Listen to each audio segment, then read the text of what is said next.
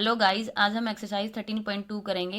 Exercise करने से पहले उसमें जो बेसिक टर्म यूज़ की गई है पहले हम वो देख लेते हैं, जो है इंडिपेंडेंट इवेंट्स। इंडिपेंडेंट इवेंट्स क्या होती हैं? E and F are two events such that the probability of occurrence of one of them is not affected by the occurrence of other. यानी एक इवेंट की ओकरेंस दूसरी इवेंट को जब affect ना करे, यानी एक इवेंट होने की प्रोबेबिलिटी दूसरी इवेंट की होने की प्रोबेबिलिटी को अगर अफेक्ट ना करे, तो वैसी इवेंट को हम क्या बोलते हैं? Independent events. इसको हम एक एग्जांपल से समझ लेते हैं, जो कि बुक में भी दिया गया है और समझाया गया है। तो हमने लिया for example E the card drawn is paid, यानी ई इवेंट ऐसी ली गई है, the card drawn is paid, यानी जब 52 प्लेइंग कार्ड्स में से अगर हमने एक कार्ड को ड्रॉ किया, उसकी प्रोबेबिलिटी क्या है कि स्पेड होगा। तो ई इवेंट में इन्होंने ये बोला गया है। तो इसकी प्रोबेबिलिटी क्या हो जाएगी? पी ऑफ ई की प्रोबेबिलिटी 13। कार्ड स्पेड कितने होते हैं हमारे पास? 13। हर कैटेगरी में 13 होते हैं, तो स्पेड भी 13/52 यानी 1/4। उसके बाद एफ में हमें दिया गया है the card drawn is S, यानी कार्ड अगर एस आया था, मतलब अगर कार्ड एस आने की प्रोबेबिलिटी क्या हो जाएगी? एस कितने होते हैं हमारे पास प्लेइंग कार्ड में? 4। तो पी ऑफ एफ की प्रोबेबिलिटी हो जाएगी 4/52 यानी 1/13। उसके बाद दोनों का इंटरसेक्शन क्या होगा? दोनों में कॉमन क्या होगा? अगर स्पेड है तो स्पेड का भी एक एस होता है, यानी अगर 4 एस हैं तो 4 कैटेगरी में से स्पेड का एक एस होगा, तो एस ऑफ स्पेड हमारे पास क्या हो गया? कॉमन केस हो गया। तो दोनों sorry P of E intersection F की प्रोबेबिलिटी क्या हो जाएगी? 1/52, यानी 1 ही है ना, इसका 1 एस है तो 1/52। उसके बाद P of E by F हम कैसे निकालते हैं? P of E by F हमारे पास क्या होता है? P of E intersection F upon P of F. हमने वैल्यूज पुट की, P of E intersection 1/52, P of F यानी 1/13। तो हमारे पास क्या है सोल्व करके? 1/4। यानी इससे हमने क्या देखा? P of E by F की प्रोबेबिलिटी सेम आ रही है पी ऑफ ई के। 1/4 थी और 1/4 थी, यानी P of E is equal to P of E by F आ रहा है। तो वैसी इवेंट को इस केस में, यानी अगर ऐसा केस आए तो वैसी इवेंट को हम क्या बोलते हैं? Independent events. अगर आप P of F by E निकालोगे, अगर हम P of F by E निकालेंगे तो हम कैसे निकालेंगे? P of E intersection F upon P of ई।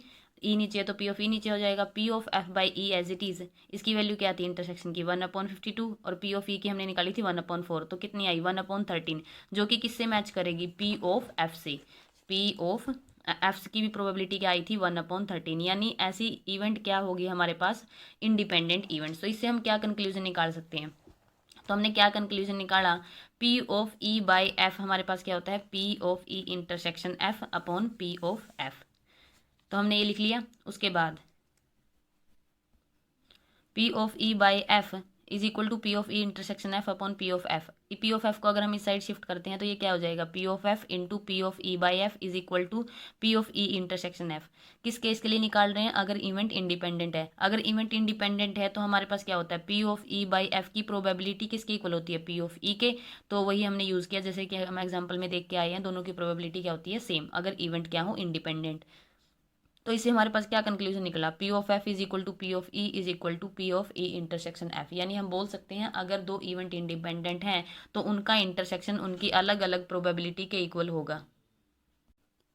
तो इसी पे बेस्ड हम एक्सरसाइज के कुछ क्वेश्चन करते हैं। तो क्वेश्चन नंबर 1 हमें क्या बोल रहा है?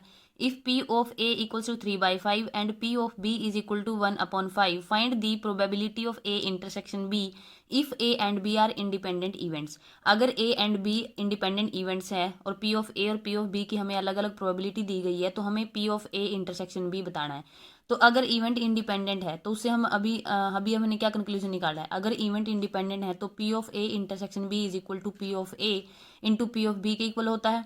ये हमें निकालना है। तो पी ऑफ ए की वैल्यू हमारे पास क्या दी गई है? 3/5, और पी ऑफ बी की हमें दी गई है 1/5। तो P of A intersection B हमारे पास क्या हो जाएगा? 3/25। तो क्वेश्चन नंबर आगे हमारे पास क्वेश्चन नंबर 2।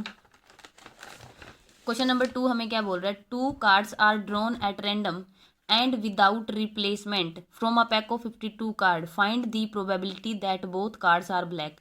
यानी हमें 2 कार्ड्स हमें ड्रॉ किए हैं विदाउट रिप्लेसमेंट, यानी अगर हमने एक कार्ड ड्रॉ किया उसके बाद उसको वापस नहीं रखा, यानी उसको बाहर ही रखा, उसके बाद सेकंड कार्ड ड्रॉ किया, और इसकी प्रोबेबिलिटी क्या है कि जो हमने दोनों कार्ड निकाले हैं वो दोनों ब्लैक निकले होंगे। तो पहले हम देख लेते हैं। हमारे पास 52 कार्ड्स होते हैं। 26 हमारे पास कितने होते हैं? 26 हमारे पास ब्लैक होते हैं और 26 हमारे पास रेड होते हैं। तो 26 यानी ब्लैक आने की प्रोबेबिलिटी, अगर टोटल 52 में से हमने पहला फर्स्ट कार्ड ड्रॉ किया तो 26 में से कोई भी कार्ड, मतलब कोई भी 26 में से ब्लैक कोई भी आ सकता था, और टोटल हमारे पास कितने थे? 52।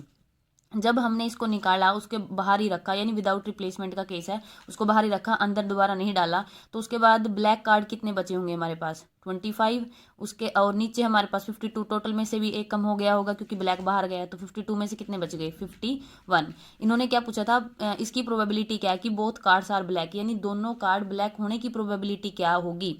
26 1 जा 26 और 2 52, और तो 52 ऊपर हो गया हमारे पास 25 और नीचे 51 इंटू यानी 51 इंटू 2 यानी 102, तो ये हमारे पास इसकी प्रोबेबिलिटी हो गई। उसके बाद है क्वेश्चन नंबर 3। तो क्वेश्चन नंबर 3 हमें क्या कह रहा है, box of oranges is inspected by examining 3 randomly selected oranges drawn without replacement. If all the 3 oranges are good the box is approved for sale, otherwise it is rejected. Find the probability that a box containing 5 oranges out of which 12 are good and 3 are bad ones will approved for sale। यानी हमें क्या दिया गया है, एक oranges का box है, उसमें 15 ऑरेंजेस, टोटल उसमें 15 ऑरेंजेस हैं, out of which 12 are good, जिसमें से 12 गुड है और 3 बैड है। तो ये बोल रहे हैं कि अगर 3 में से अगर हमने मतलब रैंडमली अगर 3 ऑरेंजेस निकाले, अगर उसमें से एक भी बैड वन हुआ तो हम उसको क्या कर देंगे, सेल, मतलब उसको हम खरीदेंगे नहीं या फिर रिजेक्ट कर देंगे सेल के लिए। तो इन्होंने बोला कि find the probability that a box containing 15 oranges out of which 12 are good, यानी 12 तो गुड है और 3 बैड वंस है, will be approve for sale, मतलब 3 बैड होने के बावजूद भी वो सेल के लिए अप्रूव हो जाए, इसकी प्रोबेबिलिटी क्या होगी। तो टोटल हमारे पास 15 है, तो इसकी प्रोबेबिलिटी कैसे निकलेगी, क्योंकि अगर हमने तीनों अगर मतलब ड्रॉ किए, 3 ऑरेंजेस ड्रॉ किए और तीनों गुड निकले, तो हमें पता ही नहीं लगेगा ना कि 3 इसमें क्या थे, बैड वन भी थे, वो क्या हो जाएगा, बॉक्स मतलब अप्रूव हो जाएगा सेल के लिए। तो इन्होंने अप्रूवल, सेल के लिए अप्रूवल मांगा है, तो सेल के लिए अप्रूवल कब होगा, जब तीनों के तीनों ऑरेंजेस कैसे आएंगे, गुड वन। तो हम वही लिखेंगे, इन्होंने पूछा P probability of approved for cell, यानी बॉक्स की सेल के लिए अप्रूवल कब होगी, जब 3 के 3 ऑरेंजेस हमारे पास क्या आएंगे, गुड वन निकलेंगे। तो गुड वन हमारे पास टोटल 15 में से कितने हैं, 12। तो हमने क्या जब हमने फर्स्ट ऑरेंजेस निकाला तो हमारे पास अगर 12/15 प्रोबेबिलिटी हो जाएगी गुड वन आने की, उसके बाद एक कम हो गया तो कितनी हो जाएगी 11/14, उसके बाद तीसरा ऑरेंज भी निकाला है, क्योंकि हमें क्या करना है, हमें उस बॉक्स को सेल के लिए अप्रूवल करना है, उसकी प्रोबेबिलिटी बतानी है, तो इसलिए हम गुड वाला केस ले रहे हैं, क्योंकि अगर तीनों ऑरेंजेस गुड निकलेंगे तभी क्या होगा, तभी वो सेल के लिए अप्रूवल होगा, इन्होंने यही बात लिखी थी। तो 11 यानी 10 अपॉन उसके बाद 13, यानी 3 3 जा 3 4 जा 12, 3 5 जा 15, 5 1 जा 5 2 जा 10, 2 1 जा 2 7 जा, यानी ऊपर बचा 11 और 4, 11 इंटू 4 यानी 44 और 13 7 जा 91, यानी इतनी ये प्रोबेबिलिटी है हमारे पास। अगर हमारे पास मतलब 3 ऑरेंजेस बैड वन है, लेकिन अगर उसमें 12 गुड वन है, तो भी वो बॉक्स अप्रूवल हो सकता है सेल के लिए, उसकी प्रोबेबिलिटी 44/91 है। उसके बाद है हमारे पास question number 4th। Question number 4th हमें क्या बोल रहा है, a fair and unbiased die are tossed, let A be the event head appear on the coin and B the the 3 on the die, check whether A and B are independent event or not. ठीक है, तो इसमें क्या बोला है, एक coin और एक डाई को हमने टॉस किया साथ साथ, तो कोइन अगर हमने टॉस किया तो हेड और टेल हमारे पास इवेंट हो सकती हैं, सॉरी सैम्पल स्पेस हो सकता है, डाई इज थ्रो यानी 1 to 6 तक हो सकता है। ठीक है, तो ए इन्होंने बोला head appears on the coin, इन्होंने क्लियरली मेंशन कर रखा है कि ए इवेंट कैसी है, head appear on the coin. तो इसके पहले हमारे पास सैम्पल स्पेस क्या होंगे, कॉइन और डाई को हमने एक साथ थ्रो किया, तो हो सकता है जब हमने कोइन को थ्रो किया, इस साइड हम कोइन का केस लिख लेते हैं, इस साइड हम डाई का, तो जब हमने कोइन को थ्रो किया तो हेड और टेल में से कोई आ सकता है, और जब हमने डाई को थ्रो किया 1 to 6 नंबर में से कोई आ सकता है। तो इसके सैम्पल स्पेस क्या होने चाहिए, अगर हमने जब कोइन को टॉस किया तो हेड आया हो, लेकिन डाई पे क्या पता उस टाइम 1 आया हो, तो हेड 2 भी आ सकता है, head 3, head 4 up to head 6 तक हम लिख सकते हैं। क्योंकि हमने एक टाइम क्या किया है, कोइन को टॉस किया है, एक उसके साथ डाई को भी टॉस किया है, तो हेड अगर कोइन ने हेड शो किया था, हो सकता है डाई ने 1 शो किया हो, कोइन ने अगर हेड शो किया था डाई ने 2 शो किया हो, कोइन ने अगर हेड शो किया था अप टू कोइन ने अगर डाई ने 6 शो किया हो। तो सिमिलरली केस किसके साथ हो जाएंगे, टेल, अगर कोइन पे टेल आया था तो हो सकता है डाई पे 1 आया हो, टेल आया था हो सकता है डाई पे 2 आया हो, तो tail 3, tail 4, tail 5 up to tail 6 तक। तो हमारे पास इस क्वेश्चन के क्या हो गए सैम्पल स्पेस। तो ए में इन्होंने हमें क्या बोला, ए में इन्होंने बोला head appear on the coin, तो head appear on the coin हमारे पास क्या हो जाएंगे ये 6 केसेस। उसके बाद बी में इन्होंने हमें क्या बोला है, बी में इन्होंने क्या बोला था ई 3 ऑन द डाई, तो डाई पे 3 किस में है, डाई पे 3 आने वाला केस क्या हो जाएगा ये। ठीक है, तो पहले हमने इनकी प्रोबेबिलिटी निकाल लेते हैं। हमने क्या किया, A head appear on the coin, तो ए वाले जो इसको फेवर कर रहे हैं तो हमने वो सैम्पल स्पेस ले लिए। अब इसकी प्रोबेबिलिटी जैसे कि हमने अलग से क्वेश्चन किया था क्वेश्चन नंबर 13.1 का, उसकी तरह निकलेगी। क्यों, क्योंकि इसमें दोनों क्या है इंटरमिक्स है, हेड और हेड बोल रहे हैं कोइन और उसका डाई का केस इंटरमिक्स है। तो हेड आने की प्रोबेबिलिटी कोइन पे कितनी होती है 1/2। यहाँ से देखेंगे जैसे हम टेल आने की भी 1/2 और डाई पे 1 आने की प्रोबेबिलिटी 1/6, क्योंकि हमें ये भी चाहिए ये भी चाहिए, तो हमारे पास क्या आता है मल्टीप्लाई। तो एक इवेंट की प्रोबेबिलिटी हमारे पास कितनी हो जाएगी 1/12। इसकी भी निकालेंगे सेम, यानी हेड आने की प्रोबेबिलिटी 1/2 और डाई पे 1 आने की प्रोबेबिलिटी 1/6। तो मल्टीप्लाई करेंगे क्योंकि हमें ये भी चाहिए और ये भी चाहिए, क्योंकि हमने कोइन को क्या किया, कोइन और डाई को साथ साथ ड्रॉ किया है, तो 1/12 हो जाएगी। अब क्योंकि ऐसा तो नहीं सारे केस एक साथ हुए होंगे, या तो ये हुआ होगा या तो ये हुआ होगा या तो ये हुआ होगा, तब हम क्या करते हैं प्लस। अगर हमें ये या तो ये चाहिए या तो ये चाहिए, तो हम क्या करते हैं प्रोबेबिलिटी में प्लस। अब मुझे ये भी चाहिए और ये भी चाहिए, यानी अगर कोइन ने कोइन ने अगर टेल शो की थी और डाई पे 4 आया था, तो ये दोनों एक टाइम हमने कोइन थ्रो किया, एक टाइम हमने डाई, तो ये तो दोनों चाहिए। तो दोनों में हमारे पास क्या आया 1/2 और 4 आने की प्रोबेबिलिटी डाई पे 1/6, तो ये तो हो गया हमारे पास मल्टीप्लाई। लेकिन या तो एक टाइम पे ये हो सकता था या तो ये हो सकता था, सारे एक साथ नहीं होंगे ना। मतलब ये क्या है, या तो ये इवेंट रही हो या तो ये रही हो या तो ये रहा हो, तब हम क्या करते हैं प्लस। तो वही हमने किया, देखो 1/12 इस किसी एक की प्रोबेबिलिटी 1/12, कितने केस हैं 1 2 3 4 5 6, तो इंटू 6 कर दिया। या तो आप ऐसे लिखेंगे 1/12 प्लस 1/12 प्लस 1/12 प्लस 1/12 इस तक, तो वही अगेन हमारे पास क्या आएगा एल्शियम लेंगे तो 6/12 यानी 1/2 हो जाएगा। उसके बाद बी हमारे पास क्या है, बी 3 ऑन डाई, डाई पे 3 कब आएगा H3 और T3 ये वाले case.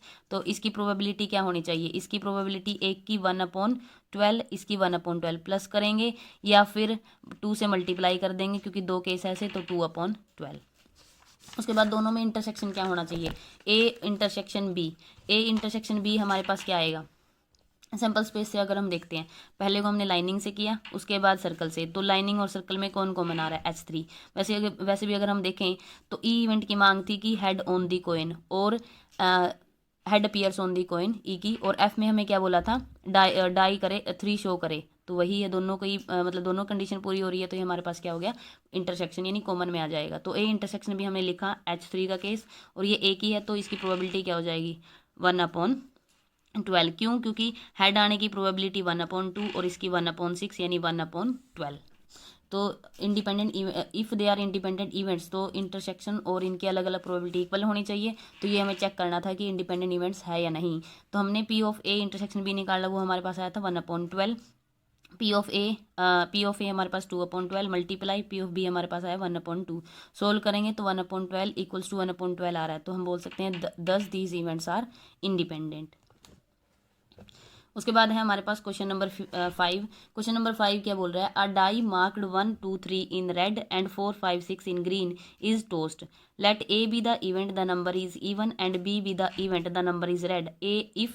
Are A and B independent. मतलब एक डाई पे रेड में मार्क्ड किया गया है 1 2 3 को और ग्रीन में 4 5 6 को, मतलब कलर अलग अलग कर दिए, डाई वही है, उसको टॉस किया गया। Let A be the event, A ऐसी इवेंट मानी गई, द नंबर इज इवन यानी नंबर इवन था, and B be the event और बी ऐसी event, the number is red यानी नंबर रेड था।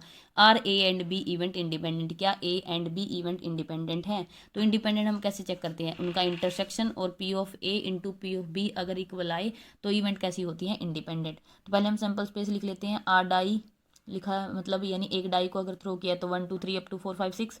इन्होंने बोला कि रेड में 1 2 3 लिखा, रेड मतलब रेड कलर में 1 2 3 है और ग्रीन में 4 5 6 है। ए इवेंट बोली थी द नंबर इज इवन, तो इवन नंबर कौन से होते हैं 2 4 6, तो हमने वही लिस्ट की है 2 4 6 यानी डाई पे। इसकी प्रोबेबिलिटी क्या हो जाएगी 3/6 यानी 1/2। उसके बाद बी में हमें क्या बोला है द नंबर इज रेड, यानी नंबर रेड है, तो नंबर रेड में, ये रेड में कौन कौन से नंबर लिखे गए थे 1 2 3 रेड कलर में, तो वही लिखे 1 2 3। तो पी ऑफ बी की probability 3/6 again 1/2।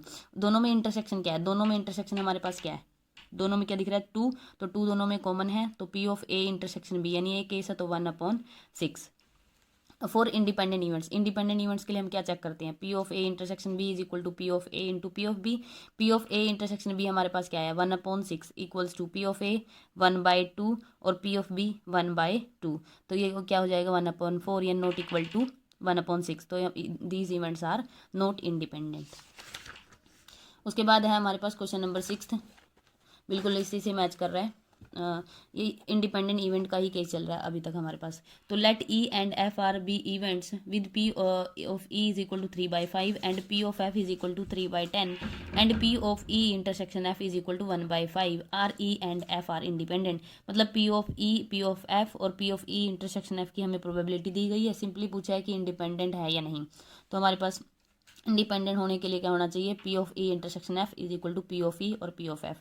P of E की प्रोबेबिलिटी गिवन है, पी ऑफ एफ की गिवन है, पी ऑफ ई इंटरसेक्शन की गिवन है, तो जो अगर हम वैल्यूज पुट करेंगे, इस P of E intersection F हमें 1/5 दिया है, P of F 3/5 multiply P of F 3/10, P of E 3/5 multiply P of F 3/10, solve करेंगे तो 9/50 और 1 ये हमारे पास 1/5 विच इज़ नॉट इक्वल, तो हम बोल सकते हैं these events are not independent.